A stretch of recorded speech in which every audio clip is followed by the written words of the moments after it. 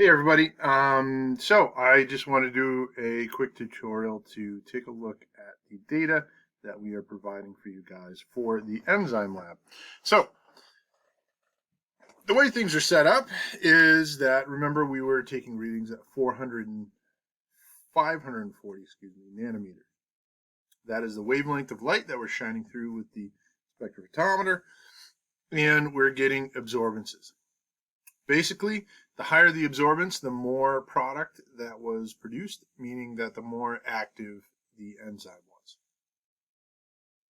So if we look at pH 5 and pH 9 over here, let's do this.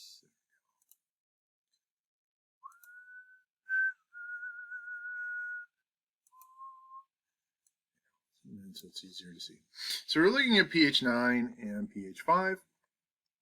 And in this case, what we've done is we've generated a mean of all of the absorbances for all of the 10 seconds. And so we have a mean of 0.041 for the pH 5 and 0.501 for the pH 9. So that is implying to us that this particular enzyme is much more active at pH 9 than it is at pH 5. All right, so remember we talked about there is a range of, there's an ideal pH range for an enzyme, and so 9 is much closer to that ideal, it seems, than pH 5 is. Right? pH 5 is pretty acidic. I think orange juice is a 4, so it gives you an idea. It's relatively acidic. So our t-test that we generated, remember a t-test is for looking at comparing two means. We got an 8.5, and this means the E in this case means like times 10 to the, so 8.5 times 10 to the negative 11th, right? So that would mean we would add 10 zeros onto the left of that, 0.0 10 times. So that is a very small number. So that it means it is less than 0.05. So that means that these two groups are definitely different from each other. Right? We can see our standard deviations here. Those are both relatively small. All right? And then we went ahead and graphed it with the pH 5 and pH 9. All right? So the reminder here is writing in biological sciences, 5, 6, and 7 will help you with figuring out this stuff. So here's a good graph.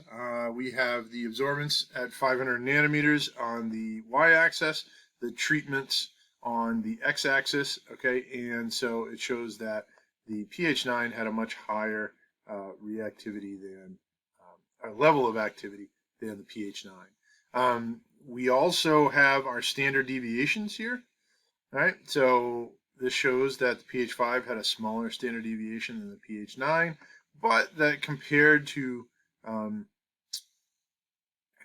comparatively, they're not all that big. Right? We got a figure caption here. So in your paper, you're going to need a figure caption when you put a graph in there. Notice we didn't put any title up here. We just put a figure caption underneath. A bar graph of mean spectrometer values. Right? So we mentioned that it's a mean, that it's not just a single value. Values, you could say readings for treatments, pH 5, all right, n equals 10. So this means that we had 10, that mean was generated by using 10 different data points. And pH of 9, okay, again, n equals 10. It says that this one is solid blue, the other one is vertical lines. It's describing what is going on in this graph. Right.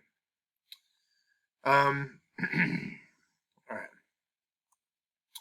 So when we talk about the mean, right, it is 0.041 plus or minus whatever our standard deviation is. Right. I don't know why they just put SD there. You would put whatever the standard deviation, 0.5. Right. So that again is conveying to the audience that this is a mean and that it has a particular standard deviation. All right. So let's run through. Oh, I didn't mean to leave all that on there. Go ahead and clear that. Just as a little bit of review, let's go through how to generate your means. And then we will use that to go ahead and make a graph. Okay. This here is just, I'm going to move this over. Let's see. Can I move it out of the way? This is on there. So remember, this is just, if you're wondering about the p-value, right? If it's less than 0.05, it means we reject the null, and then that your means are statistically different. Right? If it's more than 0.05, you fail to reject the null. It means that your means are not different from each other. Right? They are probably the same. So we're going to move that out of the way. So remember, anytime you're doing a formula, you put in the equals, select the square, put in the equal sign. In this case, we are going for average. Okay. It's already saying J4, J13. We take a look. J4 to J13. Yep. I'm going to start that over again. Equals J4 to J13. Right. It's the right ones. We go ahead and hit OK. And remember, with this one, you don't have to put in the new formula. You can just click on here and drag it over. It gives you that same formula. So in this case, we're already seeing that at 50 degrees C, this, which is pretty warm, all right? They're both at the same pH at 9, which we determined is probably pretty close to the optimum. And we can see that the 80 degrees C is got a higher level of activity than our 50 degrees C. Right? So we talked about how as it gets warmer, the activity level will increase. Now, I would suspect it wouldn't get much warmer than that because keep in mind this is Celsius. So 100 Celsius is boiling. So this is getting really warm. Like this isn't, Fahrenheit where it's an 80-degree day out. This is under quite hot conditions. All right, let's do our standard deviation. So we would do equals. Come over here, and you want to go ahead and use stdev. It's doing J4 through J14. J14 would include your average that you had there, so you want to get rid of that. We're only going to go to J13. And that gives us there our standard deviation. Okay, so now we're going to try to graph what we have put in here. So I transferred these down, and so we are going to go ahead and select our data. Go to Insert, and we're going to put in a bar graph. Now, a few things we're going to do right off. We are going to get rid of the chart title and the grid lines. We're going to change the color of one of these guys. We'll do something gray. No, that's both of them. So we just get, so you're click on one bar, so you're only selecting one, and we're going to fill that in with a nice gray, right? So we can see that these are two different ones. Move this. Nope. And so then we're going to make sure and label our axes. So we're going to add axes titles. All right, make sure you put that in there.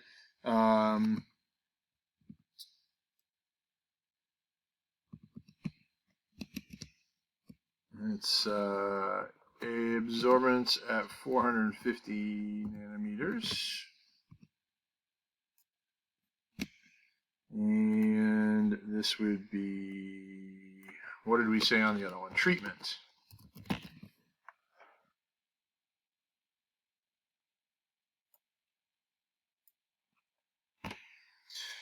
Now, what we also want to add to this are some error bars. So if we click on it, we've got a few different options. We can either go to Format, all right, or we can come over here and what was it, Design? Yeah, sorry. We can come to Design and we can do Add Chart Element, and you can add in error bars. Now, There's standard error and there's percentage, all these ones. You don't want to use any of those. We want to do more error bars options. And what we are going to do is we're going to come down over here. Oh, where is everybody? Try that again. We're going to go to design, error bars, more error bars options, and it should show up.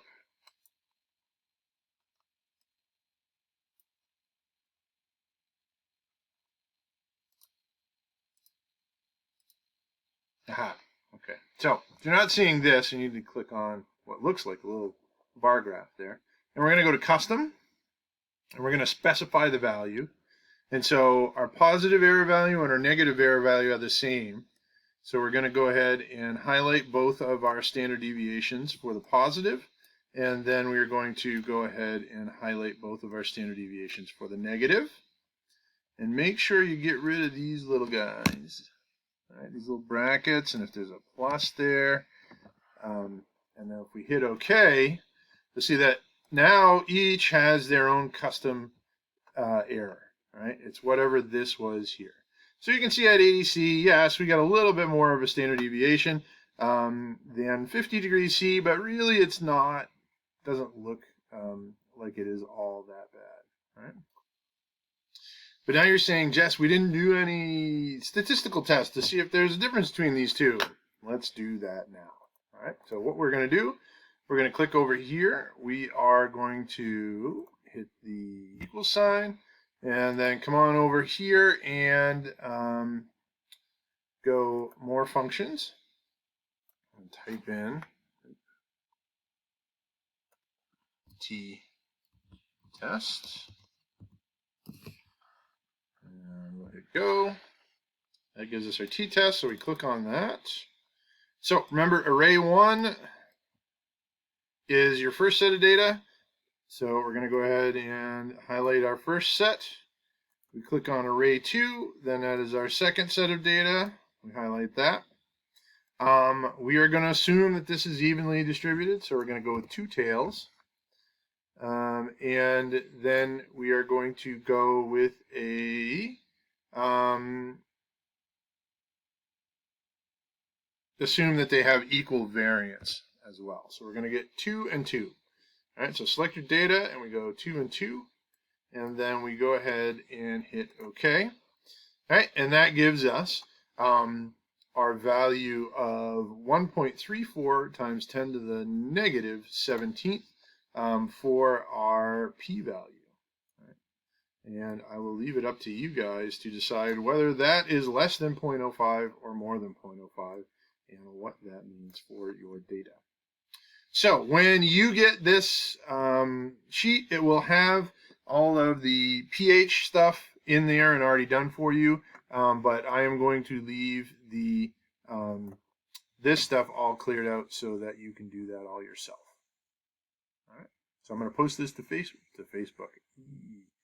Yeah, that wouldn't help out so much. I'm going to post it to Blackboard, and I will send out an announcement to let you guys know where this is and where the video is. All right. Thanks. Hope this helps. If anybody has any questions, please let me know, and we'll see you soon.